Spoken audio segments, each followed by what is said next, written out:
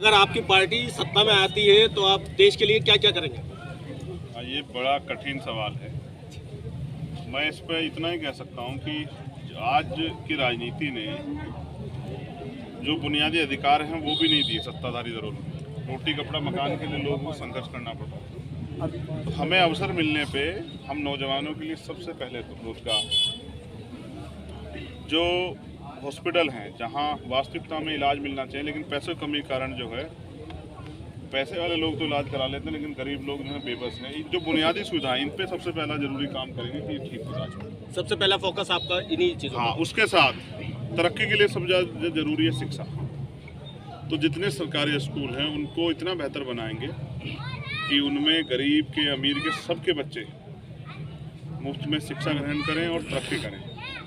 हम पढ़ लिख के ही रोजगार भी कर सकते हैं, नौकरी भी कर सकते हैं, विदेशों में भी जाकर तमाम तरह के अवसर पैदा हो सकते हैं। तो जब ये बुनियादी काम इस देश में होगा और न्यूनतम वेतन हर व्यक्ति के लिए, जो व्यक्ति चाहे मजदूर हो, किसान हो या जो है जो बेरोजगार भी, सरकारी कमी कारण इनको रोजगार नहीं मिला, उनके लिए न्यूनतम वेतन जो है हम लोग तय करेंगे। कोई आदमी भूखा ना सोए इस देश में। तो बहुत सारी चीज़ें करने बताने के लिए तो पूरा दिन लग जाएगा।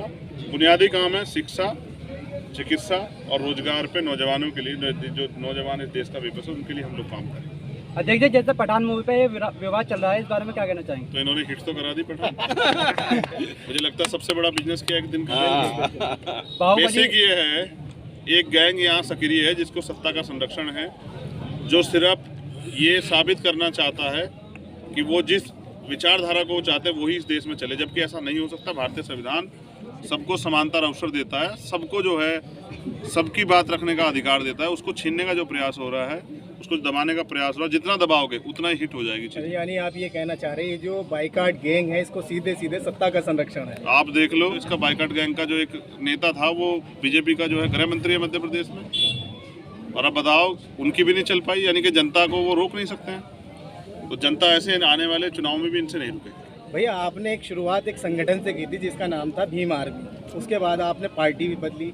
आपकी पार्टी की वर्तमान स्थिति क्या है और आगे इसको किस तरीके से डेवलप करके आप जो है अपना रास्ता बनाना चाहते हैं, उस पर थोड़ा सा। हमारा संगठन अभी भी जी, उसका पूरा नाम है भीम आर्मी भारत एकता मिशन। वो हमारा सोशल विंग है। समाज में जो बुराइयां हैं, जो नफरत फैलाई गई है, समाज में जो एजुकेशन की कमी है, हम लोग छोटी छोटी पाठशालाएं खोल के आज भी जो है पढ़ाने का काम करते हैं। आज भी देश में हजारों पाठशालाएं हमारी चल रही हैं।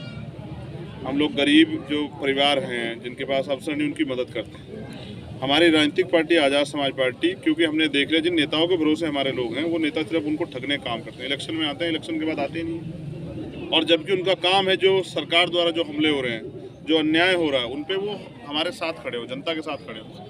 जब वो लोग अपना काम नहीं कर रहे और जनता चाहती है कि हमारे काम करने वाले लोग आएँ, तब हमने जनता की अपील पर आज़ाद समाज पार्टी बनाई। और अब आज़ाद समाज पार्टी, आज हम बिजनौर में, यहाँ हमारे 8 जिला पंचायत सदस्य जीते थे। जनता चाहती है कि विकल्प आए और वो उसका साथ दें। अब नेता, ऐसे नेता जो झूठ बोलते हैं, जो धोखा देते हैं, उनसे जनता परेशान है। तो आज़ाद समाज पार्टी आने वाले कल में एक बड़ा बेस बनाएगी। गांव-गांव जाके SC, ST, OBC, माइनॉरिटी जो लोग हैं, इन समाजों में भाईचारा पैदा करेगी और नए लोगों को अवसर देगी। हर समाज में एक नेता खड़ा करेगी, जो नेता उनके समस्याओं के हल के लिए सामने रहेगा। और मुझे लगता है एक बड़ा समूह बना के आज़ाद समाज पार्टी देश की सत्ता पे काबिज है। भैया, एक सवाल मेरा आखिरी था, ये आने वाले जो 24 लोकसभा का चुनाव है, भारतीय जनता पार्टी पासमानदा समाज आंदोलन के जरिए मुस्लिमों की ओर निगाह कर रही है, ऐसे में आपका क्या ग्रुप रहेगा? देखो, मैं पहले से कहता आया कि हमारे लोगों को दुश्मन की झूठी बातों से सतर्क रहना चाहिए। उनके बाद पिछली 5 साल की सरकार थी, उन्होंने बताइए क्या किया है। वो सिर्फ हमारे लोगों को उलझाना चाहते हैं। और अच्छी बात है ना, अगर वो कुछ करना चाहते हैं। जो मदरसों को ऐड आ रही थी और स्कूलों में जो पढ़ाई चल रही है मदरसों, वो तो बंद होगी। उनको तो जो है वेतन नहीं दे पा रही सरकार।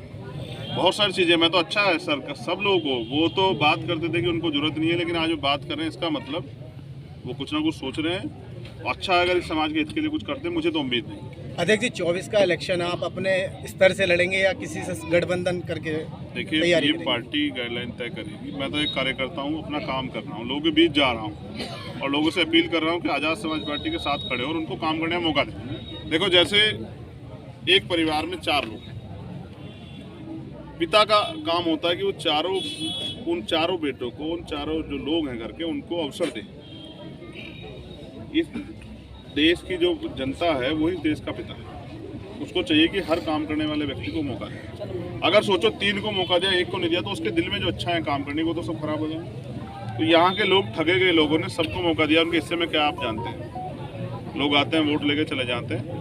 हमारे जो जिला पंचायत सदस्य आप देख लो, अगर आप आज फ्लोर टेस्ट कराओगे तो आपको एहसास हो जाएगा कि आज़ाद समाज पार्टी जिला पंचायत सदस्य सबसे ज़्यादा काम कर रहे हैं अपने क्षेत्र में। जबकि तब जब यहाँ जिला पंचायत अध्यक्ष जो है वो विपक्ष का है, उसके बावजूद भी वो अपने क्षेत्रों में लगातार काम कर रहे हैं, लोग सुख दुख में खड़े हो रहे हैं। तो ये हमारा काम करने का तरीका, और एक अवसर मिला तो हमने करके दिखा, और आगे अवसर मिलेगा तो और बेहतर करके दिखा। पीछे कुछ दिनों चर्चा चली थी कि आप लोकसभा चुनाव नगीना लोकसभा क्षेत्र से लड़ेंगे, उस बारे में क्या कहेंगे? देखिए, मैं कोई ऐसी घोषणा नहीं करना चाहता, ये पार्टी का काम है, पार्टी के अपने फैसले हैं, इन पर मैं कुछ कहना नहीं चाहता। पार्टी जो फैसला लेगी उसका हम लोग सम्मान करेंगे।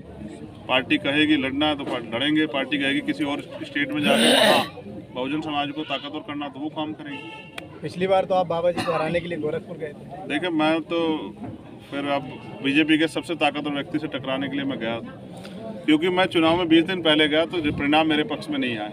मुझे खुशी है कि मेरी वहाँ जमात जब्त हुई, मैं गिरा और गिर के फिर उठ खड़ा हुआ। मैंने सीख ली कि अभी बहुत कुछ सीखना है। मैं हारा नहीं, हारता वो है जो गिर के खड़ा नहीं होता। तो मैंने तो मुख्यमंत्री को बताया कि अगले आने वाले समय में हो सकता है मुझसे सामना हो, सतर्क रहें। सवाल यह है, जैसे कि बिहार में गठबंधन हुआ था, क्या यूपी में ऐसा ही महागठबंधन होगा यहाँ पर? देखो, मैंने तो हमेशा प्रयास किया कि लोग जुड़े हैं, लेकिन आजकल धोखा देने की राजनीति को ही लोग राजनीति समझते हैं, ये मुझसे नहीं आती। मैं एक ही चीज़ जानता हूँ कि जिस दिन इस देश का दलित, इस देश के पिछड़े वर्ग के लोग, इस देश के किसान, मजदूर, मुसलमान, जैन, सिख, बौद्ध, पारसी, ईसाई अपनी वोट की वैल्यू को समझेंगे, उस दिन इस देश में क्रांतिकारी परिवर्तन होगा। भारत के लोग कितना जानते हैं जमहूरियत को, लोकतंत्र को, इसका एक उदाहरण मैं आपको दे रहा हूँ कि जितने % वोट लेके सरकार बनती है उससे ज़्यादा % में लोग वोट ही नहीं देते हैं। पिछली सरकार 37% वोट लेके बनी थी और पोलिंग 60 या 62% हुआ था, यानी कि 38% लोगों ने वोट नहीं दिया था। यानी कि 38% लोग अभी तैयार ही नहीं है। वो वोट की ताकत कौन समझते हैं? उन 38% लोगों को वोट की ताकत समझानी पड़ेगी। और जिस दिन ये तबके जो पीड़ित हैं, वंचित हैं, शोषित हैं, मजलूम हैं, जिनके साथ अन्याय हो रहा है, ये अपनी वोट का प्रयोग सही रूप से करेंगे, उस दिन इस देश की हुकूमत बदल जाएगी। सर, एक दलितों की एक पार्टी है बीएसपी, वो उन्होंने काम करना बंद कर दिया था। जो उनके पदाधिकारी हैं उन्होंने बिल्कुल कार्य करना बंद कर दिया, लेकिन अब बहन जी का ऊपर से आदेश आया है कि बहन जी अब रैलियां करेंगी। क्या वो आपसे डर गई है? नहीं, मुझसे क्यों डरेंगी? जनता से डर रही है तो अच्छी बात है, उनको भी करनी। देखो, अब जनता विकल्प है, वो तय करें कि उनको कैसे नेता चाहिए, ये जनता को तय करना। तो अच्छी बात है, सब लोग काम करें, निठल्ले बैठ के क्यों वोट मांग रहे हैं? अब आए जनता के बीच मेहनत करें। एक बात याद रखना, मैं एक बढ़िया उदाहरण आपको देता हूँ। एक छोटा सा पेड़ पौधे को जिसको आदमी लगाता है, उसको सींचता भी है, उसकी रक्षा सुरक्षा भी करता है। एक समय पे वो बड़ा वृक्ष हो जाता है, फिर वो फल देता है, छांव भी देता है, लेकिन एक समय पे आके हर चीज़ की एक आयु होती है, फिर वो इतना कमज़ोर हो जाता है कि ना छांव दे पाता ना फल, फिर वो सूख जाता है। कुछ दलों के आज ऐसे ही हालात हैं। तो नया पेड़ जो तैयार हो रहा है, समाज का उसके ऊपर भरोसा हो रहा है। आज़ाद समाज पार्टी, आप देखना, उत्तर प्रदेश में भी और देश में भी बहुजनों का एक बड़ा दल बनेगी, और वो ऐसी राजनीति करेगी जिससे जनता के हितों की रक्षा, और वो नए लोगों को अवसर पैदा करेगी। आजमाए हुए लोगों से दूर रहें। Thank you sir, thank you.